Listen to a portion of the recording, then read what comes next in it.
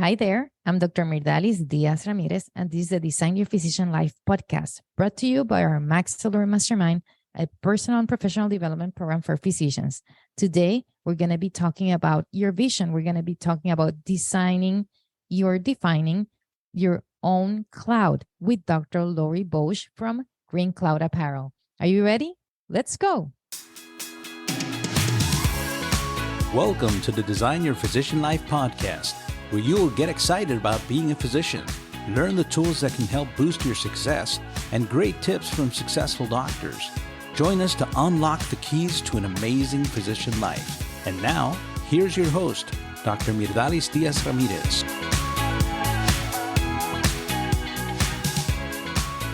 Hey guys, I'm extremely excited. Today, we have Dr. Laurie Boge, and she says that she's a wife, a dog mom, an athlete, an emergency medicine physician, a combat veteran, and founder of GreenCloud. And all of these make her better at each of them, actually. She is the creator behind all those wonderful scrubs that you see me wearing many times in some of my social media posts. And we're very happy and honored to have you here today, Dr. Boge. How are you?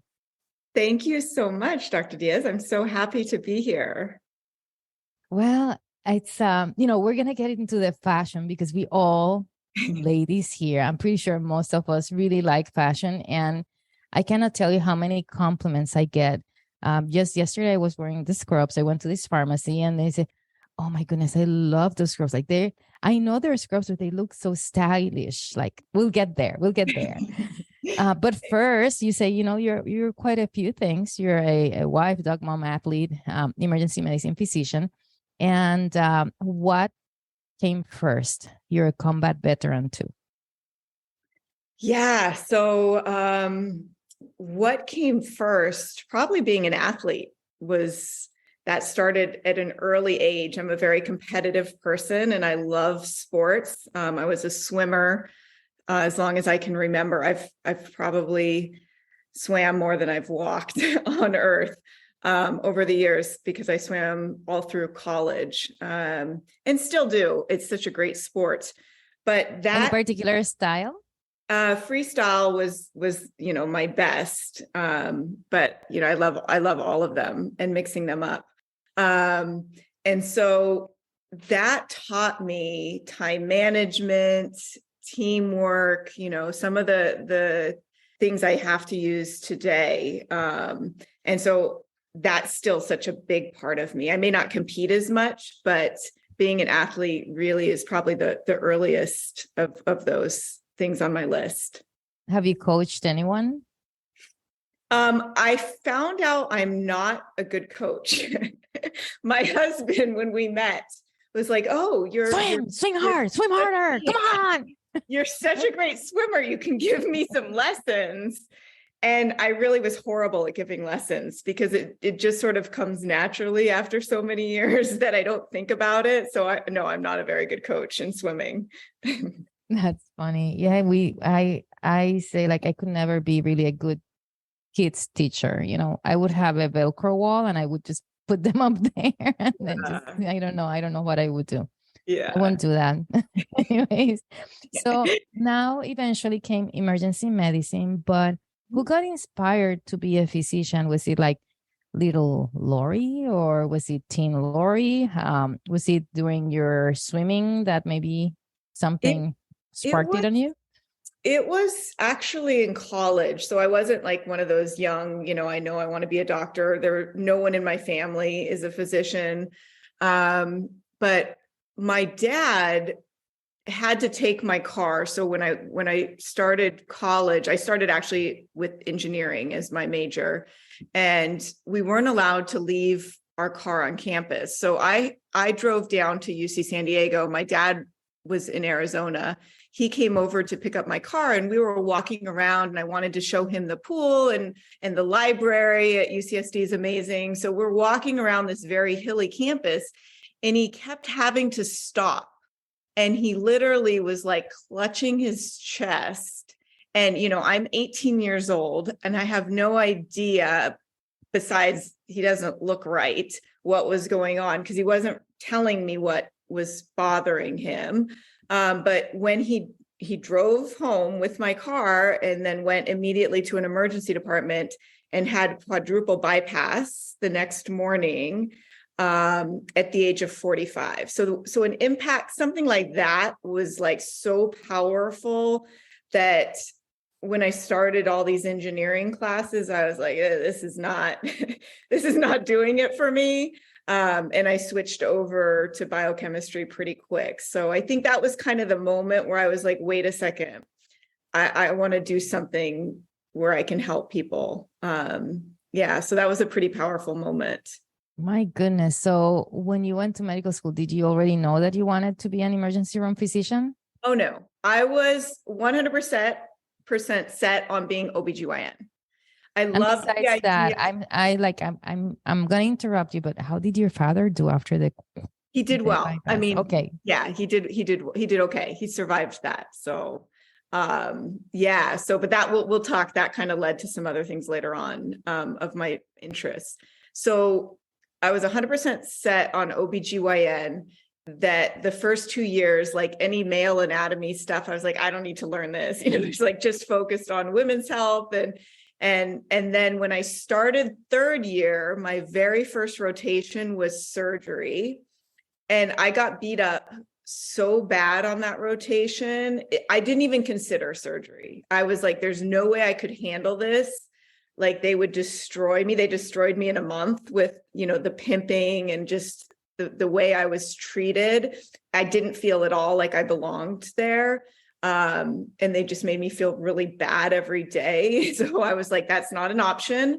And so surgery sort of became less desirable. And when I actually got to my OBGYN rotation, the docs just convinced me not to do it. They just weren't happy. And it's sad that just a few docs that I was working with, kind of changed the trajectory of my life. But I'm very happy I ended up in emergency medicine, and it just fits me.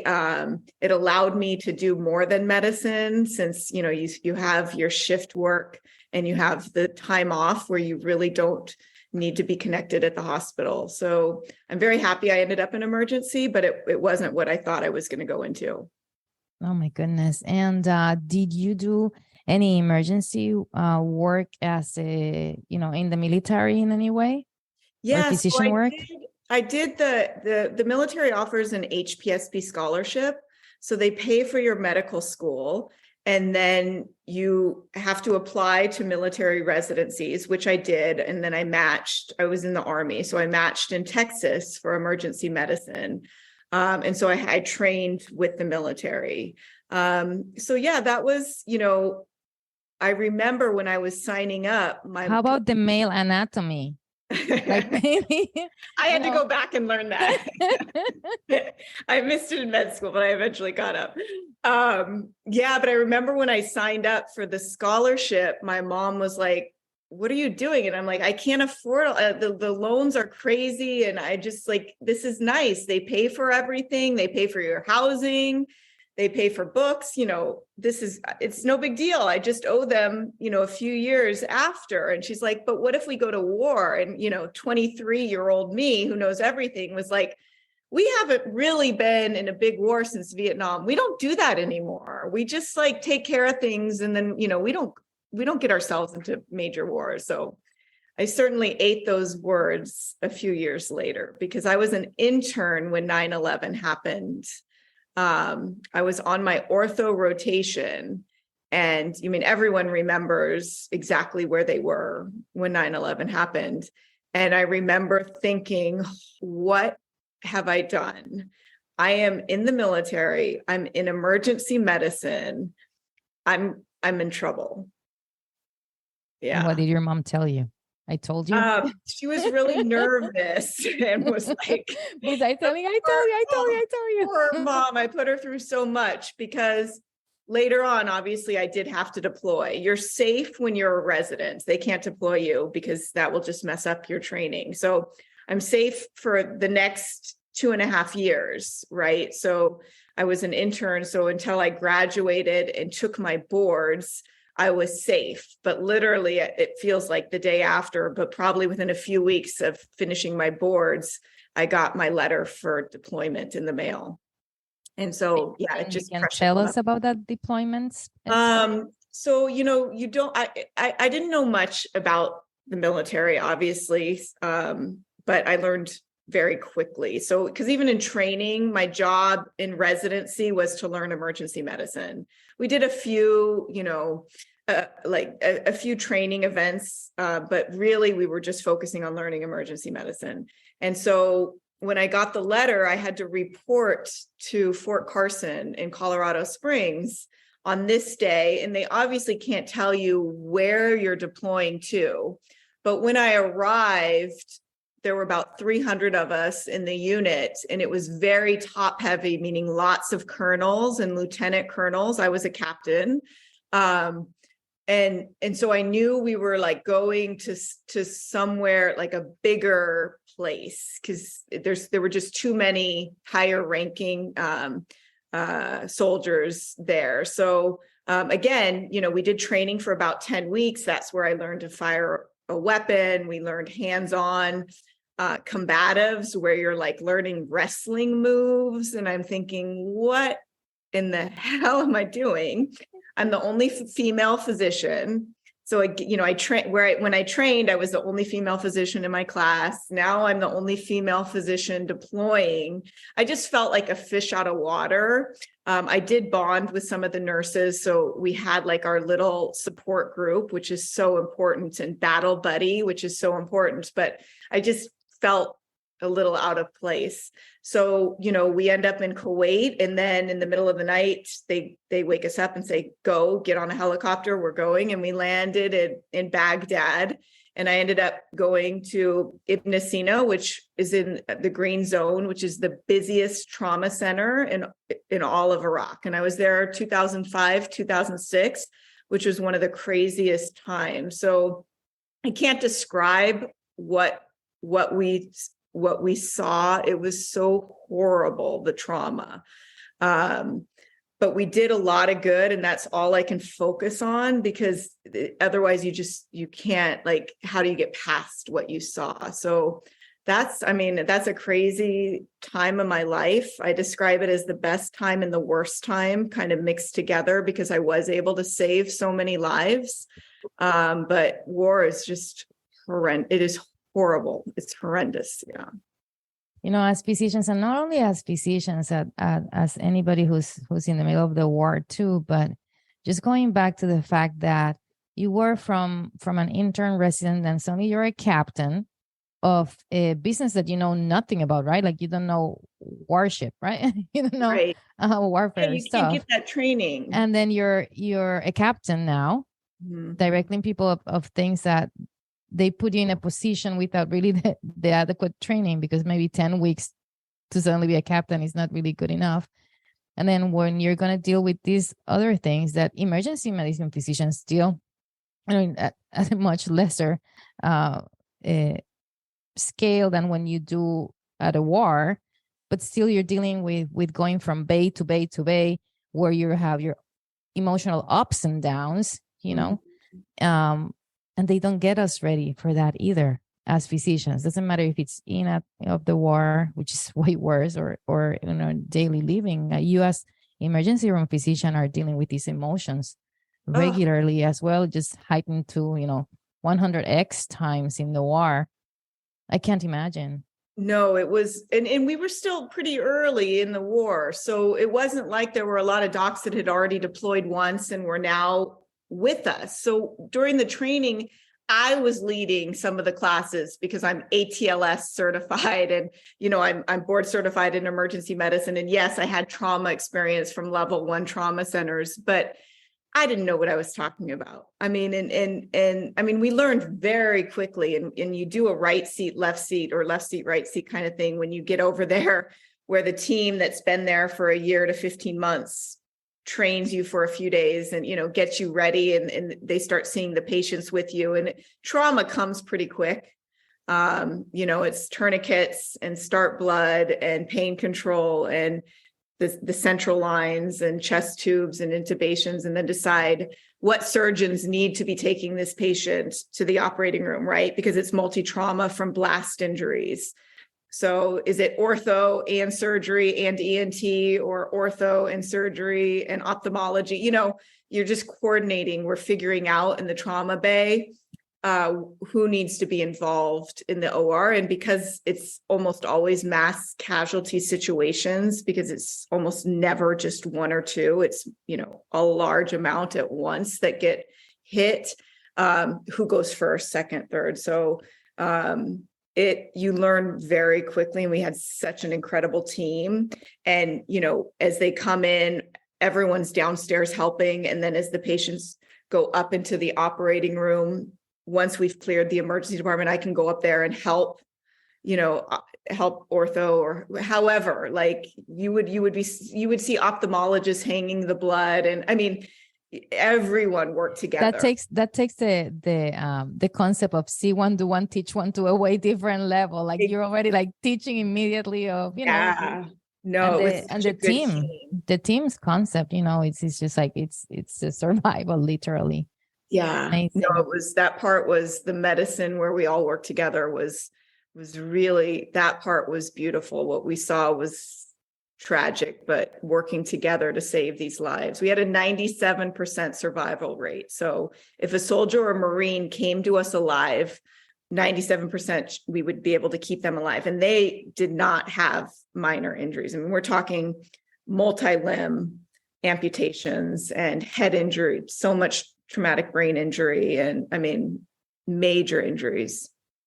Well, thank you for your service all the time that you were there. And are you in contact still with your team these days? I talk with a few, but it was such a tough time in my life that it was much easier when I came back to sort of put that in a box in the back of my closet and just not think about it, and get out of the military, go civilian life, and just start the next chapter. Well, we see a couple of things already in your story that never say never, right? Never say never, you're not going to go to war. Never say never not to learn the male anatomy. And there you are with just men.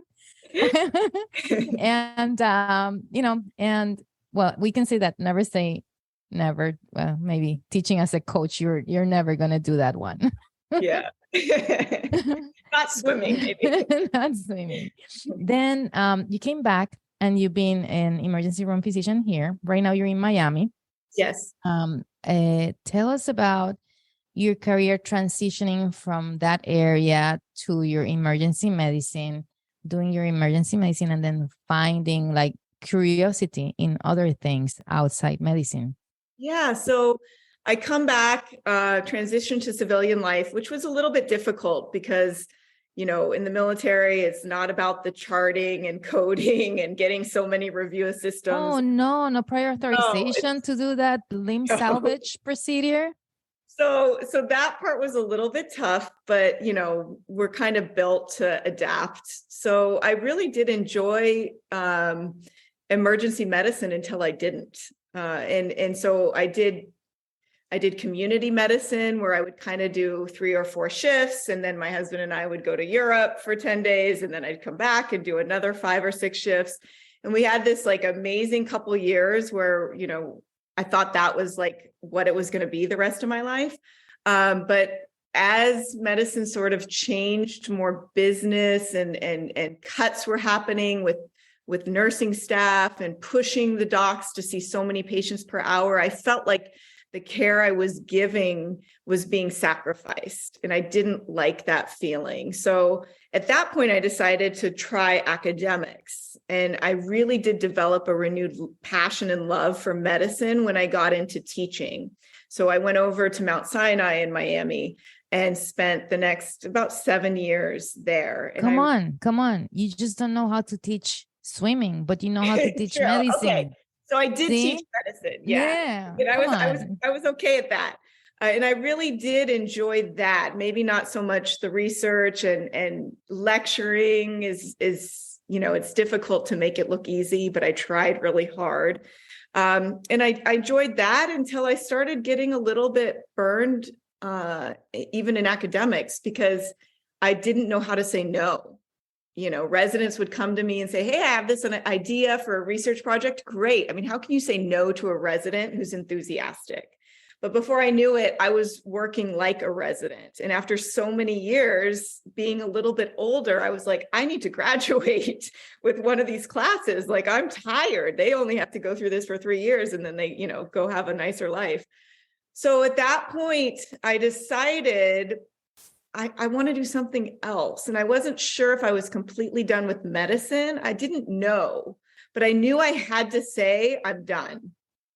I didn't know what I was going to do next. And that's scary because it's not like I have all the resources in the world to do what I want. I mean, I've had to work and kind of create everything I have at this point in my life. So I decided with my husband, it was agreeing that I'm going to put in my notice at work and I'm going to figure something else out. Is he in the medical field? No. And he doesn't get it. He's like, but you're a doctor. I mean, there's nothing more noble. You get to help people. And I'm like, yes. And I love that part. But the other things within medicine are crushing me. And he could see the stress. So he just wanted me to be happy. So he supported it, but was probably a little nervous, like, okay, but what are we going to do? So I put in my notice not knowing, but I certainly didn't sit idle. I started, brainstorming. And this idea of GreenCloud has been there from the very beginning. I mean, I had to wear a uniform in the military. I had to wear the hospital OR scrubs that were ridiculous, made for men in the operating room, where you have to fold them down 3 or 4 times. Otherwise, the crotch is down to your knees. And so this idea of, I like to feel good and kind of have a little bit of style in what I'm wearing. And I wasn't able to, for the 8 years in the military. And then the hospital scrubs I was wearing, that idea kept resurfacing. And I would just tell myself, no, you know nothing about fashion. Like, I've had friends in the past that wanted me to go on What Not to Wear. Do you remember that TV show, What Not to Wear? Yes. They wanted me on that. So I was like, come on, just stay in your lane. You're not like, you don't know what you're doing. So when I put in my notice, that idea came back up. And I have an idea to get the people from What Not to Wear to get to you now. That's so funny. That would be great. I don't even know. Yeah, they haven't been on in a while, but I think that's going to be homework. It has to be homework. And we should find Karen, who is the one that wanted. She may have even nominated me. We'll get Karen. We'll do a What Not to Wear to the OR. It's edition, so funny. Special edition. So when I took this idea and decided to run with it, I mean, all the skills we have from learning to be a physician, we have the skills to start a business, right? And if it's something you love and you get excited about and you could talk about it 24 hours a day, 7 days a week, you get it done. So I found a design team in Miami that's amazing that I still work with. And I've added members to our team slowly. And so now we just have such a strong force going that the momentum is really exciting at this point. We're still young, but it's pretty exciting. So let's take GreenCloud as a step-by-step thing. Let's dissect GreenCloud's history, right? You have the idea, like you were feeling like many of us have felt, but you decided to act upon it, despite your Karen's opinion, right? And then you said, okay, I'm going to do this. What were your first steps? Did you start designing first yourself? Did you open a company first? Did you do the research first? What came first for you? I started asking so many questions. So I had some friends in the fashion world. And so I would just, let's go to lunch. Would you mind meeting? Let me take you to lunch. I want to just start asking some questions. Do you know anyone? What do you think about this? And I mean, I didn't ask a lot of people because I was afraid they would say, that's a crazy idea, which is what I told myself for 20 years, right? So I asked a few people that I kind of knew would really support and help me go in the right direction. And so that small group ended up getting me to this design team of women that it was like meant to be. So while and I already had pictures of a few items, but nothing in the collection, that we have today. Everything has changed like from the very beginning, because it took about 2 years from I'm going to do this until we opened. And so during that time, in the very beginning, I'd worked on the design, but at the same time, you really have to start branding the company, because it's more than just scrubs, right? It's what is the purpose of me doing this? Because there are now nice scrub companies out there. There are a lot of nice scrub companies out there. And I bought those and I felt okay in them. They weren't like I didn't like love them. But I did okay with wearing those. And so, but I had this urge, like, I want more than just to make beautiful scrubs that feel great and look amazing. I want women to feel more confident and more courageous when they put these on. So they stand a little bit taller, they speak a little bit louder, and maybe that will change the culture just a little bit, so that when a woman goes into their 3rd year and surgery is their very first rotation, maybe they won't get so beat up. It's a grand dream I have, but whatever, if I can make one person, and I think I have, feel a little bit more confident, then that is GreenCloud. I'm in awe. I'm in shock. Like just thinking about you going through residency and not wanting now people to feel like that when they go through residency. And I know how I feel when I put the scrubs on, because it's a different feeling. Like, yes, it gives you a different sense. You know what? I'm wearing this, which is at a different level than the regular scrubs that everybody else is wearing. And it does give you a little bit of sense of power, for fashion. It increases your confidence. So I can attest to that. Yeah. And now imagine if you're going to give a lecture or something and you walk in a room and you see a couple others wearing GreenCloud and you're like, I know you, I've got you. Like that's what we want to create. And everything we do, we want to give back to women in medicine. I don't want to take a salary from this company. I still work. I want this to be a movement. So, I mean, I have big dreams. I hope we can make it work. I've messed up in a few things, and that's maybe I shouldn't say I've failed, I'm pivoting. Tell me one entrepreneur who hasn't learned from that process. Right. So, and now the more team members I bring on, it flows much better, right? Because then you have that sounding board of, what do you think of this? Well, let's wait. We're not quite ready for that. Or, so that in the beginning, I was making these decisions without that sounding board. And it's so much nicer to be surrounded by women that can help you.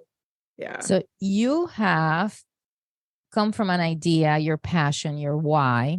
You then acquire knowledge, asking people, doing that, getting like some coaching from your friends for the business, and then going through the different process of not only the creative process, but doing the actual pieces and then marketing them. Yes. Are you building everything in the United States? Have you outsourced anything? So we started with everything in New York. And that was I love keeping everything in the US, but I don't love charging a really high amount for scrubs because I do want more women to be able to wear them. So if from a business side, if you were to look at our costs, because we import the material from Japan is so special, our jacket materials from Italy, recycled nylon, like we sourced for a long time to get this just right. And then, yes, let's manufacture in New York, but then looking at, okay, but this is what I want to sell, max price point, because I don't feel good about going above that. I'm paying you to wear my scrubs. It didn't quite make sense. But the first round we did in New York, and we still do our jackets and sweatshirts in New York because we could make those margins work.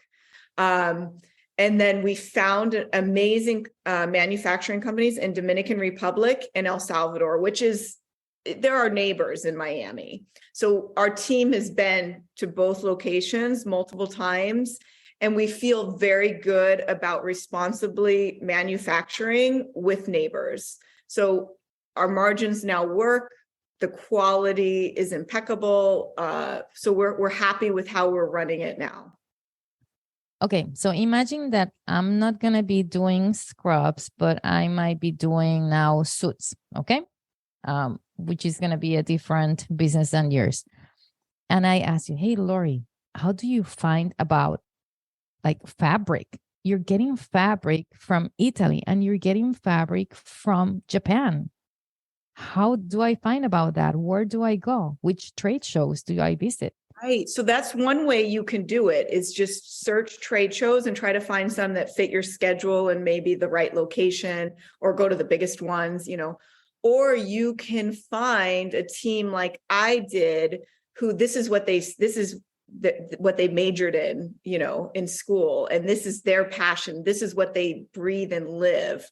And they've been to all these trade shows and they have samples of their favorite materials. I mean, when I sat down with my design team, oh my God, I can't even tell you how many meetings we had over the material. The table was laid out with so many different materials, and it was bamboo and, organic cotton and, but I know scrubs. Okay. I may not be that expert in fashion, but I know that they can't shrink. There has to be minimal wrinkle, right? They can't be see-through. I knew what I needed. Well, it depends which type of medicine you're practicing. Yeah. You want them see-through. Well, again, what type of healing you're doing? This was what I wanted. Because again, you have to stick with, so if you're starting suits, it's what are you can't make a suit for everyone. So you're going to make a suit that you really like to dress. Who are you dressing? I'm dressing women in medicine that want to be powerful and speak up and stand out, right? You're not going to wear maybe a fancy shirt and feel comfortable if you don't want to stand out a little bit. And so I'm not everyone's going to love my brand. And so that's that's one of the first things, is saying, who are you as a company and what are you creating and who are you creating it for? And then talking about who you're creating it for, let's talk about body shapes and tall heights and all this stuff. How do you choose that part? Because, I'm short and they're a little bit long on me and stuff, but then you have this height. How do you reach your right size or shape of the scrub? Yeah. So we have petite, regular, tall lengths to try to get, 5 feet, maybe even a little under 5 feet to 6 feet. And then we've created 3 different pants and 4 different tops. So I feel like with those, and we really did try to go to target all women. So some people may be a cargo jogger person, and some people be like, oh my God, I hate joggers. Right. And then we have the tapered leg, not tight. I didn't want anything constricting. We have now the right pant that is, kind of tapered in the leg a little bit with an elastic waist. And then we have the traditional Blackwell pants with the drawstring. That's a wide leg. So I feel like now we do have a collection where everyone that wants to wear GreenCloud can find something. You just may have to try a few pieces to find what you like. From the time that you register your company until you became profitable, what's the timeline for you? So where it could sustain itself, breaking even every month, that I would say we'll get there. We're almost there.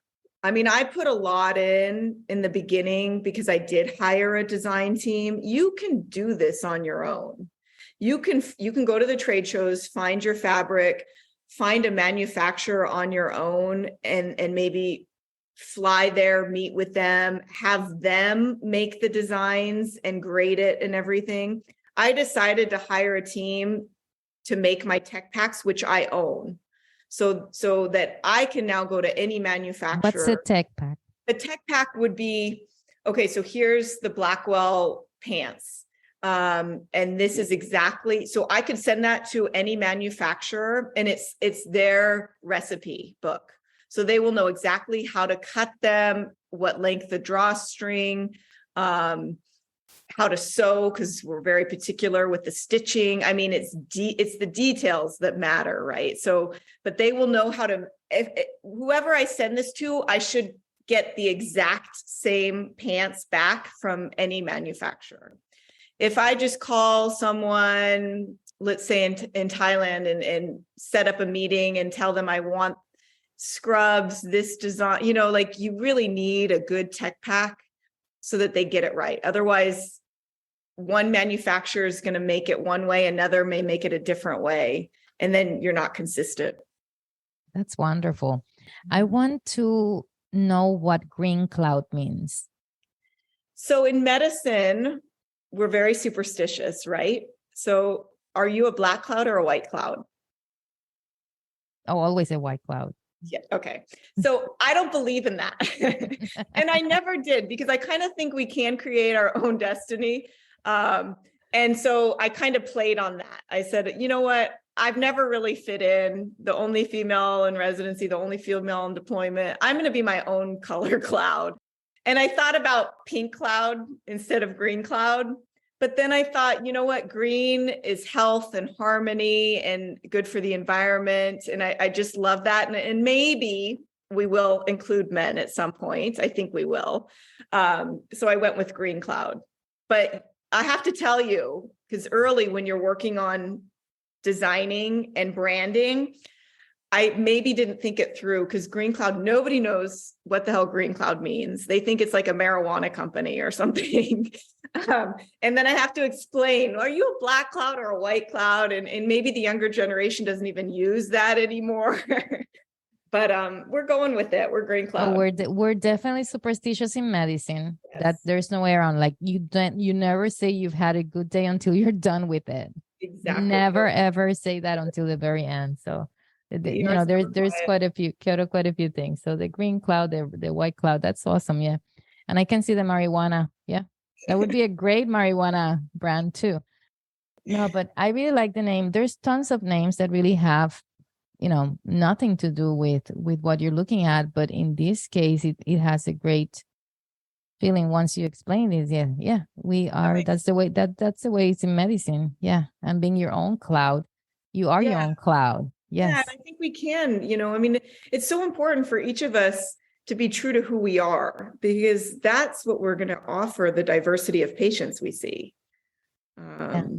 That's wonderful. So branding, marketing, let's get there, because then you have models, you have pictures, you have the message, you have the distribution of the channels that you choose and all that stuff. Did you pick those? Did you have a team that, or So you hire that?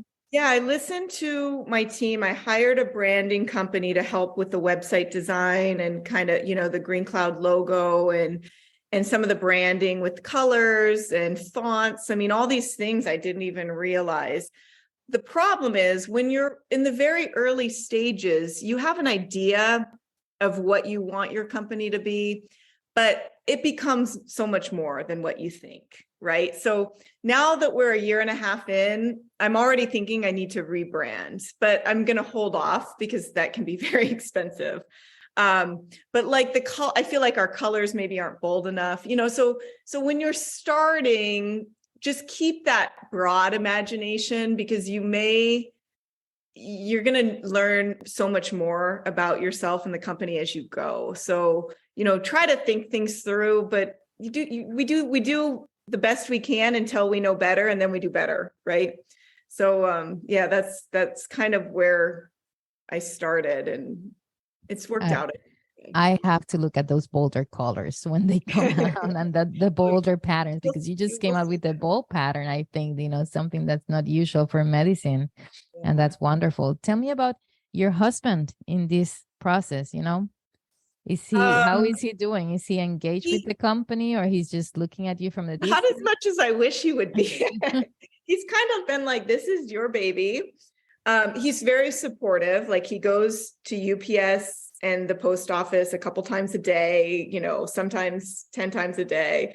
Because right now we are doing the distribution.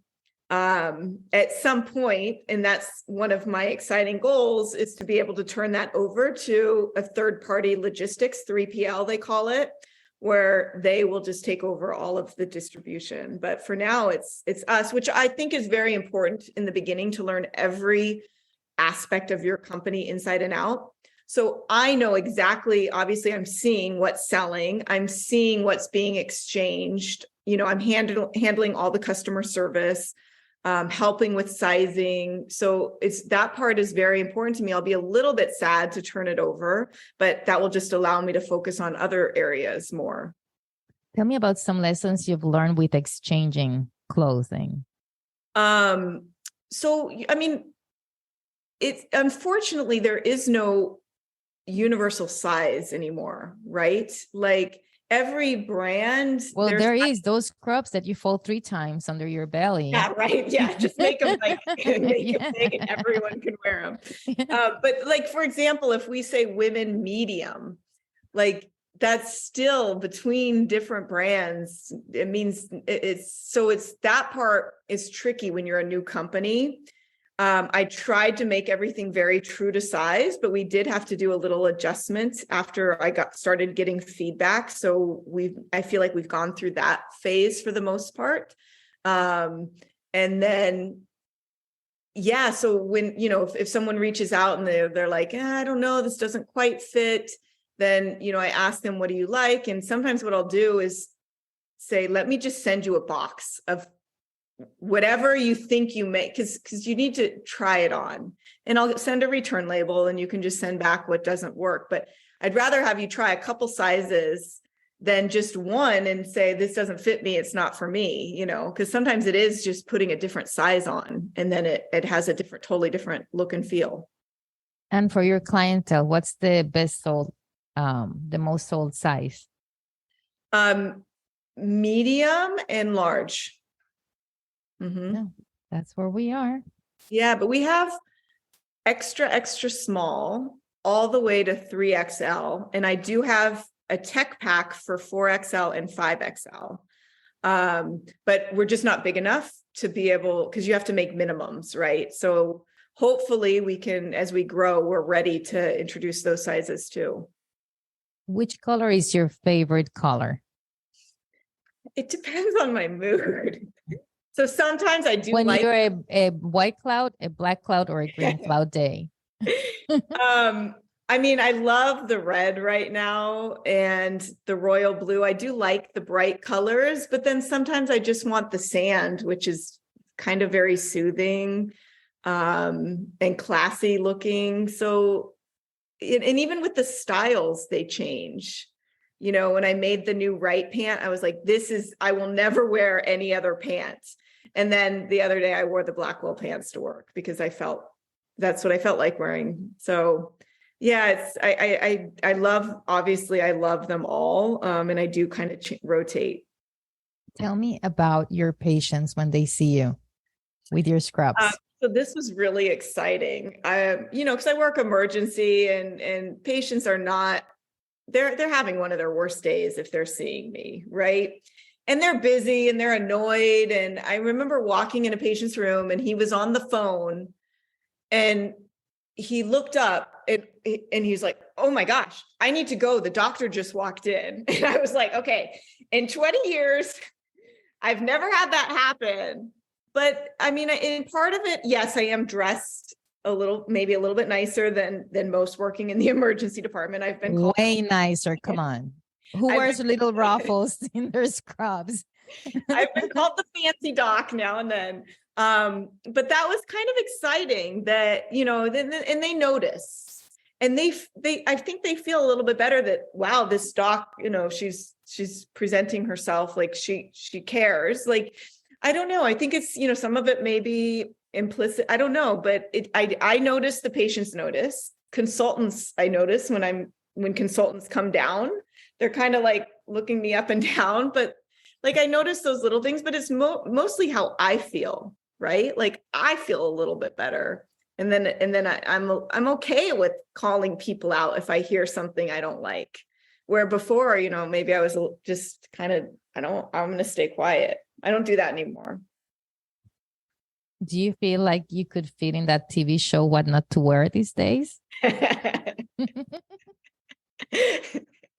would probably still have a field day because I wear these mostly, obviously all the times that I work, but then also days I don't work. So they may be like, we need to have another wardrobe for you. So you exchange a uniform now for your uniforms. Exactly. I had a hard time, like growing up, I was in school going until, through high school, it was uniforms all the time. And I just, it was so much easier just to pick a uniform, keep going.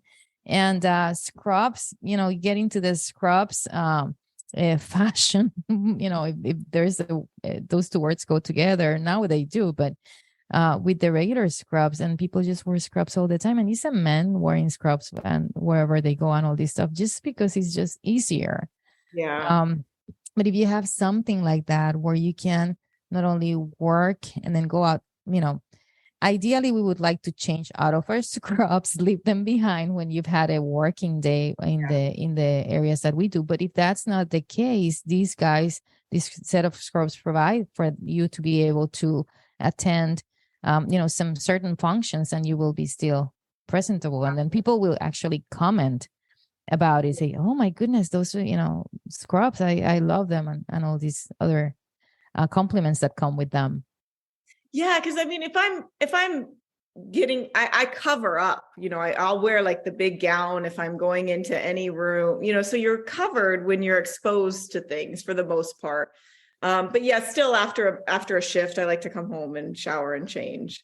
But if I have to stop by the grocery store on the way to work, right, to grab some food for the 14-hour shift, like, I'm okay running into the store and people aren't going to be like, "Ew, she's in scrubs, stay away." Like, they don't even know. Exactly. So that part's kind of fun. Well, imagine that I'm an entrepreneur wanting to do the suits and I want to go into the fashion world as a physician. Any particular tips you might want to give me?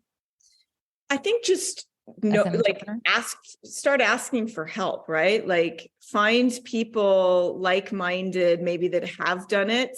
I didn't have that many mentors. I hired the design team and branding team, but it would have been really nice to have another small business owner that's a couple years ahead of me to give me some tips, because I'm sure I would have maybe made less mistakes. So, find a coach or mentor, I think is so important. And then your gut will kind of tell you if this is feeling right or not. And when it doesn't feel right, don't sit in it, make some changes until it feels right again. So I'm pretty sure you're working more than 14 hours at a time doing this GreenCloud, plus the 14 hours that you're doing for your shift. How has having GreenCloud in your life changed the way that you go and present to your patients in your daily living, in your life as a physician? I thought I would stop working emergency medicine once I got the business off the ground. But I actually love it more now. I have a bigger purpose. And so when I go to work and I see other women wearing the GreenCloud, I feel like I'm there to sort of like help others. I have a bigger purpose in medicine than already the big purpose we have, right?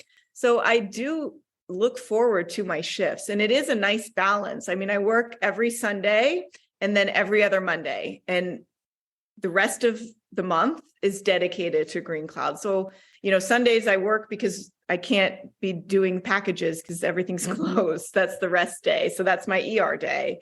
So I'm not working a lot, but I really do enjoy I think I'm better because of the balance. The Did company. you hear what you just better. said?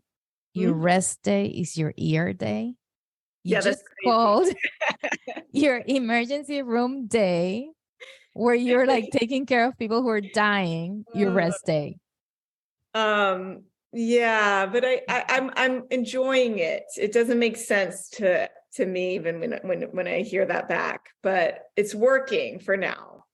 So that's what I think, entrepreneurship does for physicians. That's why we're teaching it, because you get that outlet where you can be creative, you can be in control of something that's more meaningful to you and others, and then come back and present yourself as a great physician to your patients, to your teams that are, working with you every day. And that's what entrepreneurship has done for me when I've been burnout.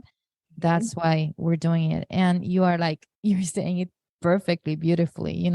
As physicians, we really love to be doctors for the most part. We don't want to leave medicine, even though we've been burned out. You felt like that. You felt, as I understood, that you didn't want to go back to medicine. And here you are, having the best rest day of your week doing emergency medicine. That's wonderful. Yeah, no, and I hope others can do that too. I mean, I'm lucky, but I worked more than full time in emergency medicine for over 20 years. So now that I'm working, 50% clinical, I'm lucky I can do that. Some may not be able to do that yet, but start something small, just something that wakes you up. Like, what are you searching on your phone, on social media, on Twitter? Like, what are your passions outside of medicine? And then what can you do to sort of have fun with that? Maybe it's coaching, maybe it's not you don't have to start a business. Not everyone's going to enjoy that. But whatever it is that keeps kind of knocking at you, like the scrubs did for me, don't ignore it, and don't think, oh my gosh, I'm a doctor, I can't also do that. Like, yes, you can. Yeah, I mean, That's awesome. We've learned hard stuff, right? We've learned a lot, like we can figure things out. Where can we buy GreenCloud? So we're direct to consumer at this point. So it's all off of our websites. So GreenCloudApparel.com, and our, social media, everything is GreenCloud Apparel. All right. Do you have any physicians who are models? Yeah. So that was interesting, because and this is again where you have to, you take advice from others, but maybe that isn't always the right advice. So my design team was like, no, you 100% have to hire models. Because first of all, modeling is really hard. It's really hard. And then they're like, they just know how to wear the clothes, blah, blah, blah, blah, blah. So that was one of the mistakes I made, because over time, I have transitioned to have more and more real women in medicine as my models. And I think they do such an amazing job that I really only want to use them in the future, if I can keep finding women who will do this, because not everyone's comfortable modeling. But so now what we do is get, 5 to 7 women is a good number for a photo shoot, and we make it a party, and you can just see it in the pictures. So from now on, yeah, we're just using women in medicine. I mean, I don't want to say only, because we may have a model now and then if I just need to get a new item shot, but I don't want to just use me. I want to use women in medicine. That's awesome. Well, congratulations for your business. Thanks a lot for your time, your wisdom. Thanks for your service. I know that's been, your mom thanks you for being alive after that. Yeah, I didn't do it twice. So yeah, she survived that one. It is really hard on moms. Yeah, and we look forward to more of GreenCloud. See you then. Thank you so much. Well, guys, that's it for today. I hope that you had a great time like we did with Dr. Laurie Boge from GreenCloud Apparel. You can actually find her clothing through greencloudapparel.com. I hope that you come and join us again. Share this episode, share the love with everybody. Visit our website, maxallure.com, MAXALLURE, for more information about our entrepreneurship program for physicians. Have a great day. Thank you. See you later. Bye.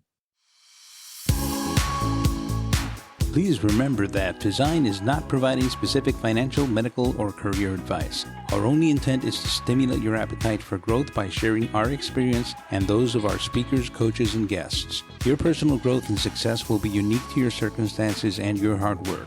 We sincerely hope you enjoyed the show and look forward to seeing you next week.